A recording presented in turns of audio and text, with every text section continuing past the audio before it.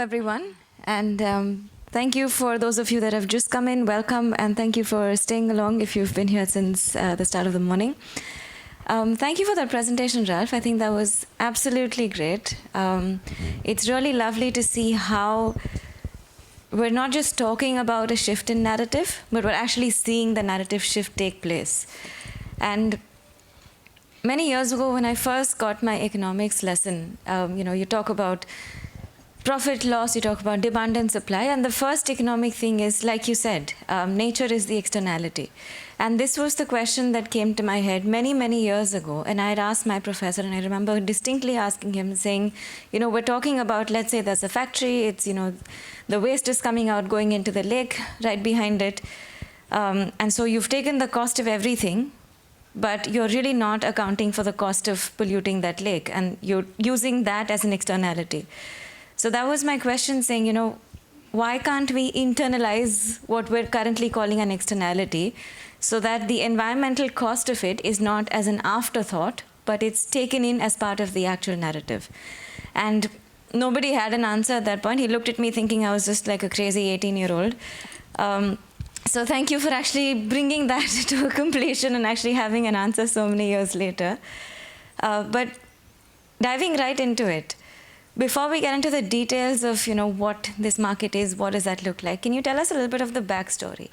Why this, and how did it start for you? And Dina, feel free to jump in whenever. Okay, so there's Ralph before 2017, and there's Ralph after 2017. The IMF, I was in charge of fragile states. I actually have a book on it. It's called Macroeconomic Policy in Fragile States.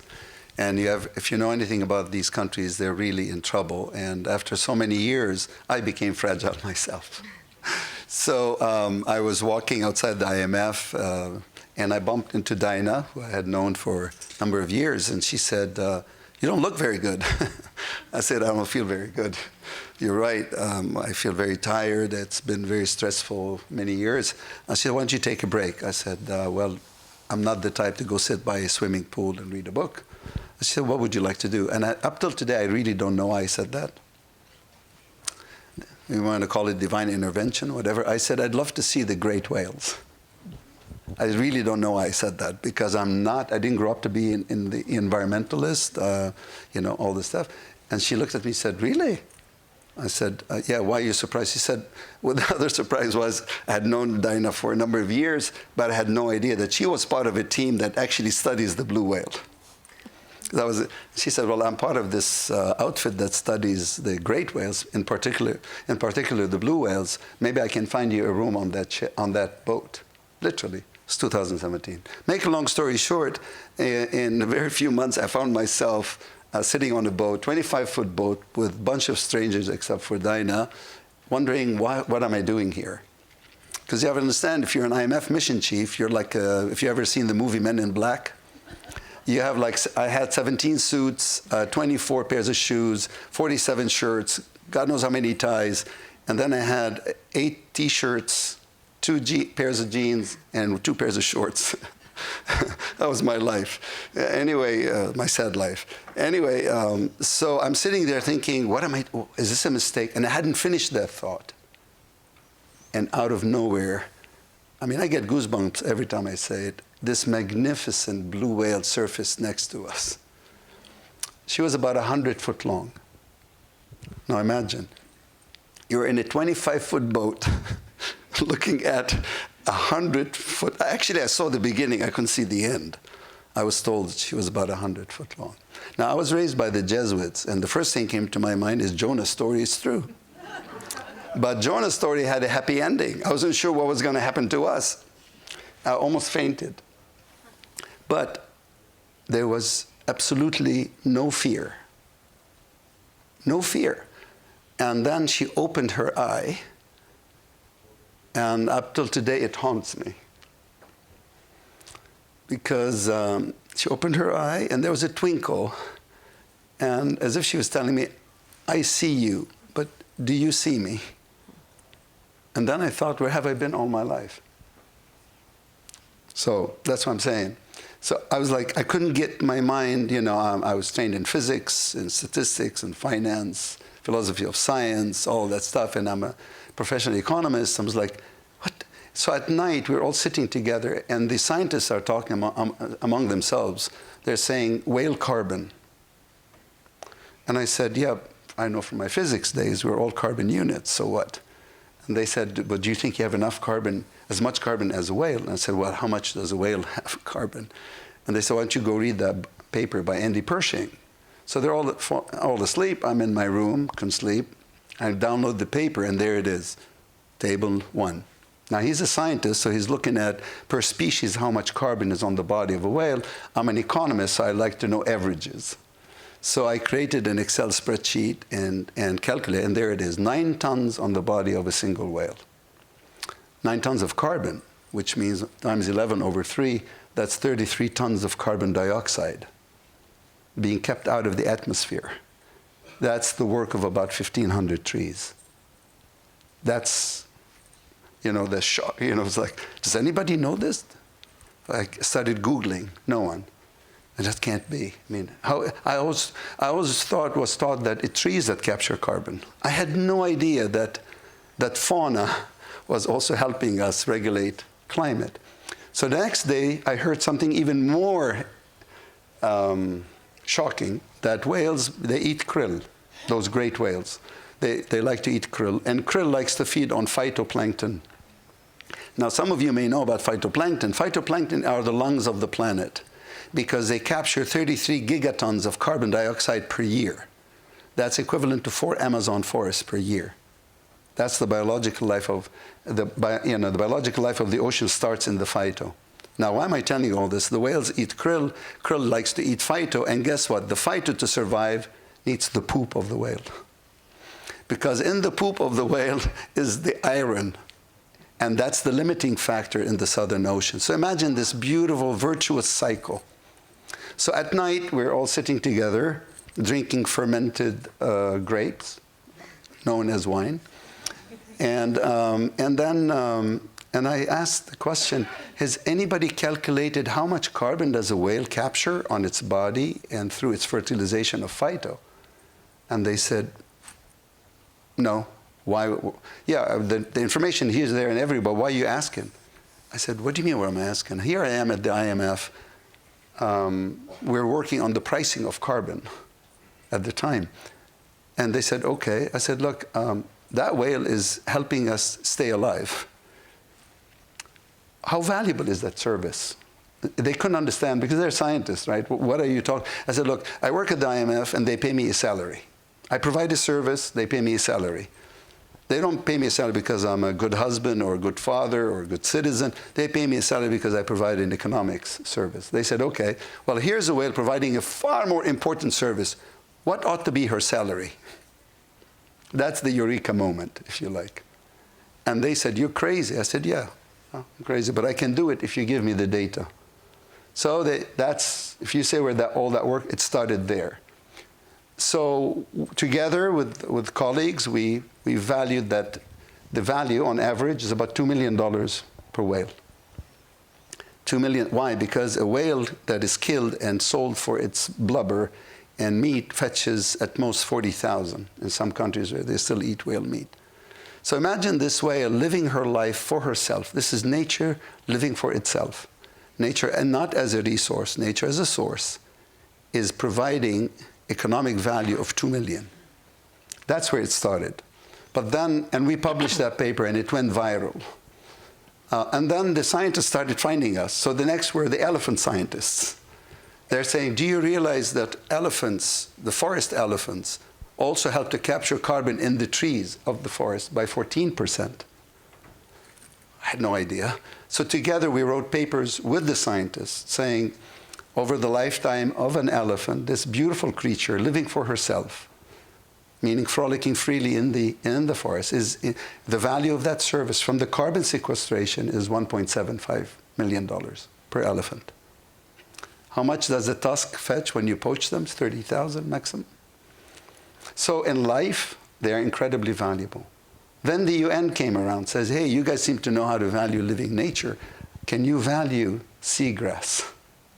There we needed to work with the famous Professor Carlos Duarte, the father of this work, who taught us that seagrass is like a tree on its side. If you leave it alone, it's clonal. It just occupies all the space that's possible. So it grows laterally and vertically, unlike mangroves, for example.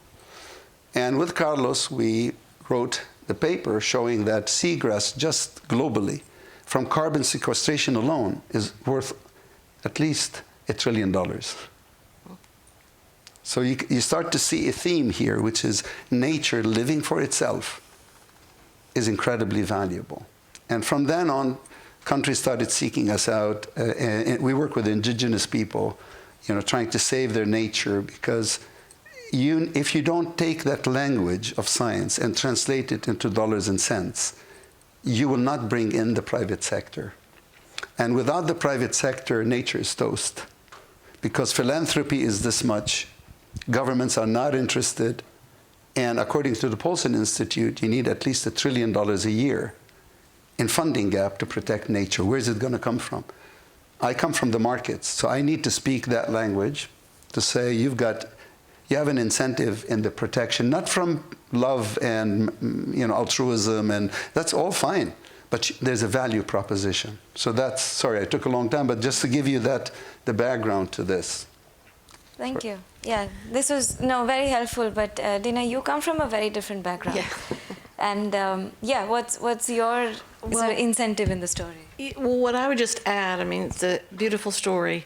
Had Ralph and his way of thinking not come on that trip, I'd still be doing wonderful things with great whales.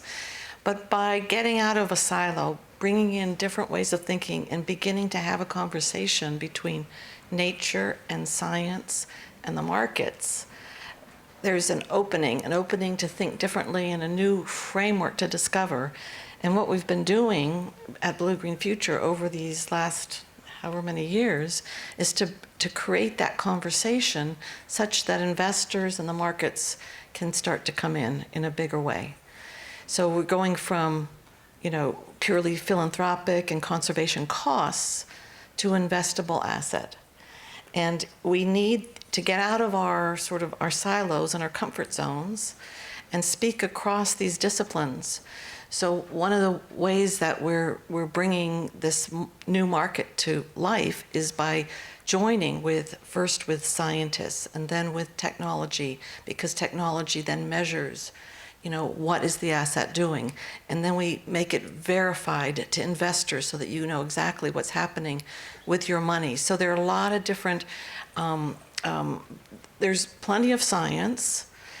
Then there's modeling the science and seeing how the asset grows and produces, like any other asset. In some ways, we're more comfortable with linear, machine-like growth, but we know that nature is not that, but it can be modeled. And you can model the risks and the uncertainties and the probabilities. And that's what we do in something called science-based finance. So we've created a whole bespoke sort of methodology around science-based finance, and we're taking it all the way to the sovereign level so that you can go from a verified project to how does that affect the decision-making by governments, how they grow their economies, and then everybody is part of it. And so everybody has incentives to make the decisions that are going to be regenerative. I think when you talk about this, right, it's a new market. It's a space where, like you said, we're putting value to living nature, to an ecosystem service, which as of now we haven't really put a financial value to it. We talk about it in terms of arbitrary values, like, the bees have pollination, which have, all of that, but you don't really know what does that mean in terms of finance. What is the money that the bees are saving you just by doing the things that they're doing, for example. So I think my question is for the economic dummies like me, how does this actually work? Like, how does the market function? How is it also maybe different or similar or interconnected with the carbon market that now everyone's talking about? Because you're talking about buying and selling carbon credits. Yep. So what does it mean? And can you simplify all of these jargons that we keep hearing? Let me give you, I had So imagine the island of Mauritius, okay? Tourism for the island is about 15 to 20% of their GDP, all right? So if you've ever been to the island, a lot of people go there because they want to dive for the corals. So when you look at the government financial statistics, right, as an IMF guy, we know these extremely well, what you will see is that they recognize the tourism revenue. It's there. But if you look at it from pure tourism, you think, oh, if I want to increase the tourism dollars, well, maybe I should build more hotels. I should raise my prices. Maybe I should market tourism in other countries. What you're not seeing is the asset that is responsible for bringing the tourists to the country. People are coming not for tourism, they're coming to dive for the corals. So the underlying asset is the corals. Are the corals on the balance sheet of the government? The answer is no. And because the corals are not on the balance sheet of the government, you will not, as a government, come up with the right decisions to look after the corals. Because if you were to put it on the balance sheet, suddenly it's visible. You start to realize that the equation to increase revenue from the corals is not about just attracting tourists, it's about looking after the corals. Because if they die, ain't no one coming. And right now, I don't know if you know this, all coral reefs across the world are in really bad condition. And some scientists, if you read carefully, they'll tell you in the next 5 years, corals are responsible for 30% of the life of the ocean. They're in danger. So putting corals on the balance sheet is incredibly important. And you're not doing it because you're a nice person. It's because you're a smart person. Yeah. You're recognizing that an equation about increasing revenue from something that is important to your GDP is a function of supply and demand. Right now, everybody focuses on the demand side. Build more hotels, raise the revenue. Yeah, but the asset, it's like having an apartment that you're renting out for you're getting rental rate, and that goes on your income statement. Where would you put the apartment? That's an asset. It goes on your balance sheet. It changes your net worth. That we know how to do so quickly. But you tell them, why don't you put the corals on your balance sheet? And they're like, the answer is they have no answer, because no one ever thought of it that way. We need to engage the sovereigns. I've been engaging asset managers for 9 years, households, philanthropists, and they're all important. But the sovereigns they will change the game, because once the Minister of Economy, of Finance, Prime Minister, understands that the natural world is a true asset of the sovereign, and it can meaningfully change the economy in the positive direction, then you have the public sector working with the private sector, working with philanthropy, and that's been the missing point. The carbon market is just I call it the short game. It's because it was the first market to be developed. But it's not really about carbon. It's about, if you want to be poetic, it's about life longing for itself. It's about, where do we want to live? Because we know what's happening to us right now. So the carbon market is just creating a base on which you can add co-benefits. Yeah. So let's say, for example, you look after your mangroves, okay? We have a colleague here from Barbados. Barbados is represented here. And they have amazing mangroves. But when mangroves are a great sink for carbon, amazing, all right? But when you have healthy mangroves, you have a healthy fish stock. That's food security, okay? When you have healthy mangroves, they stave off flooding. That is also incredibly valuable. So we can, suddenly you're not talking about carbon, you're talking about, if you like, biodiversity, you're talking about nature credits, you can call it anything you want, but all of these things now, as my colleague Dinah said, because we have digital MRV, because technology has arrived, we can measure, we can monitor, we can verify, and that allows us to move something that is called nature, make it into an asset, codify it in the law, it enters as capital, and then, as supposedly Sherlock Holmes once said, the game's afoot. Thank you. I think I have so many questions. This conversation could eat into everyone's lunchtime, but let's not do that. I think to sort of close us off, Dina, tell us of course, personally, what does this mean for you? I mean, I think we're all sold on the idea, but a little bit on your personal story. And two, how can we all get involved? How can we help and be a part of the magic that you're creating? Okay, magic. So, just, I would say, really, I didn't plan to be in this field, but, you know, sometimes there's a turn in your life and you say yes to it. And I really invite everybody here to think about how they can get involved in investing in nature. Every company, every household, every sovereign has a stake in what happens. And it's not just a risk, it's a huge opportunity to redesign how we live in relation to what supports us. And these are, it's, as Ralph is beautifully explaining, this is not just about philanthropy and conservation, it's about the next investment opportunity to flip how we see value.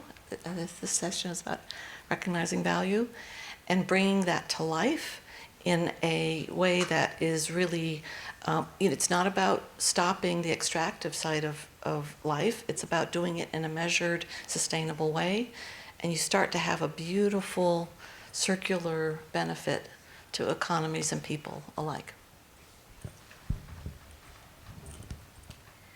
Well, thank you so much for, first of all, building and thinking and, you know, really doing, I think, creating a market for a space that should have already happened maybe 50 years ago.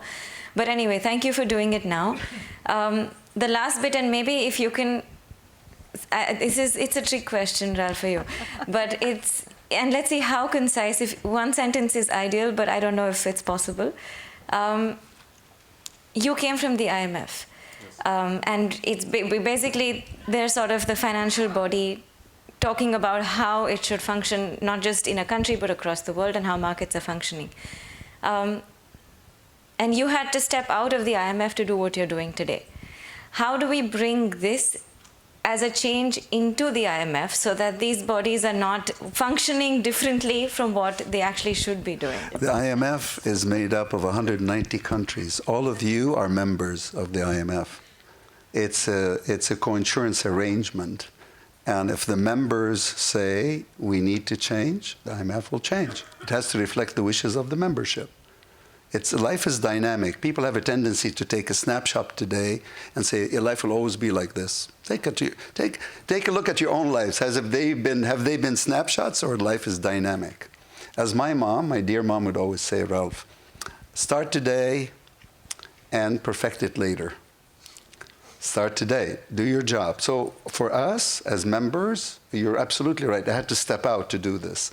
And I decided to go directly to the countries and to the, but the answer is, if the countries will tell the IMF, they're members of the IMF, where is nature in the balance sheet? Where is it, right? I think the IMF, you'll find that they'll have to respond, because after all, they're supposed to be working for the members.